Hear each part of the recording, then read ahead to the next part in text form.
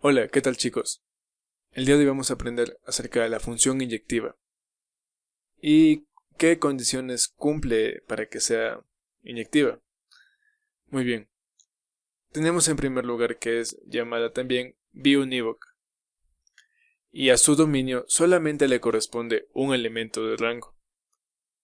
Es decir, a este x1 solamente le puede corresponder un elemento de acá. Si le corresponden dos, ya no sería función inyectiva. Muy bien, pero ¿qué pasa si tenemos elementos de sobra acá abajo y no tienen ninguna correspondiente en su dominio? Pues no hay ningún problema. Sigue siendo función inyectiva porque cumple la función que vemos acá. Pueden existir elementos de rango que no tengan su dominio. Bien, sigamos. Ese ejemplo es clásico en muchos libros. Podemos ver que están unidos por líneas rectas, pero puede pasar que también estén en diagonal. Y realmente eso no importa mucho.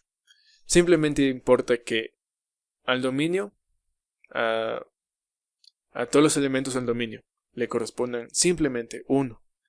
Solo uno, no dos, ni tres, ni cuatro.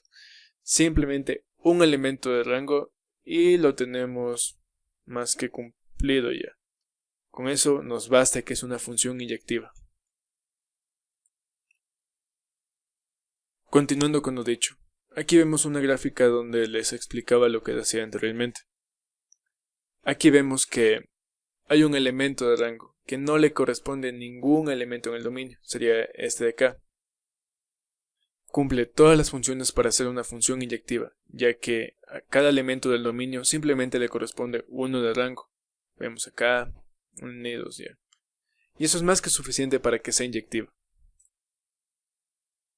Y ahora, un ejemplo que explique mejor acerca de esta función inyectiva. Vemos que en cada país, cada ciudadano, cuando nace le dan un documento de identidad. Ese documento es único para cada persona. Y vamos a pensar que las personas son el dominio de la función. Y los documentos de identidad son los rangos o recorridos contra dominios, como le quieran llamar. Continuando con el ejemplo. Teníamos que las personas eran el dominio de la función inyectiva y los documentos de identidad eran los rangos de la misma función inyectiva. Muy bien, vemos que cuando nacen las personas, los niños, se les asigna un documento de identidad y es único para cada persona. Ninguna persona puede tener dos, solo puede tener uno. Por ejemplo, esta niña nace y le dan su propio documento de identidad y ya. Y luego tenemos a Tarzán, por así decirlo, como ejemplo. Tarzán no tiene cédula de identidad, no pudo ir a la ciudad, de hecho no se crió ahí, no tiene documentación que lo identifique como un ciudadano, simplemente vive en el bosque. Este elemento del dominio no tiene su recorrido, vemos, y no afecta. Pero por ejemplo, puede existir un elemento de recorrido, un número de cédula que está esperando que un niño nazca para que se le asigne. Y sigue siendo función inyectiva. Esos son dos ejemplos, por así decirlo.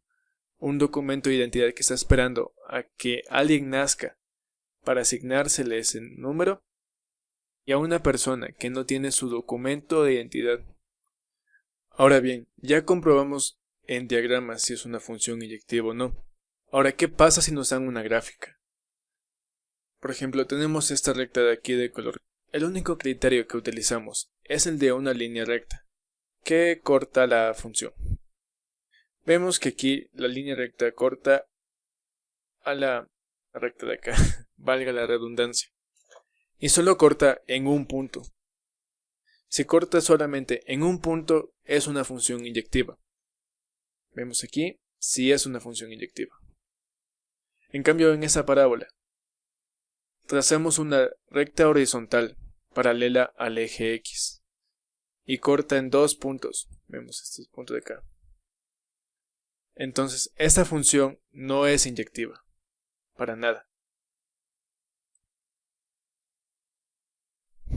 Y por último, para finalizar el video tenemos esta función que es un poco curiosa.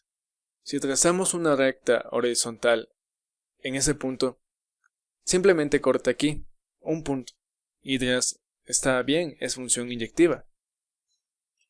Pero la verdad es que tenemos que fijarnos bien en toda la gráfica. Es la importancia de una buena gráfica. Vemos que aquí, más abajo, trazamos otra recta horizontal y nos corta en 3 puntos. Ya no es función inyectiva, ¿no? Entonces, esa función en su totalidad no es función inyectiva.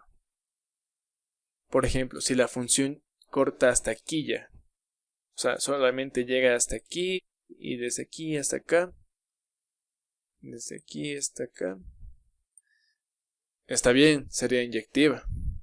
Pero si la gráfica nos da todo esto, esa función total ya no es inyectiva.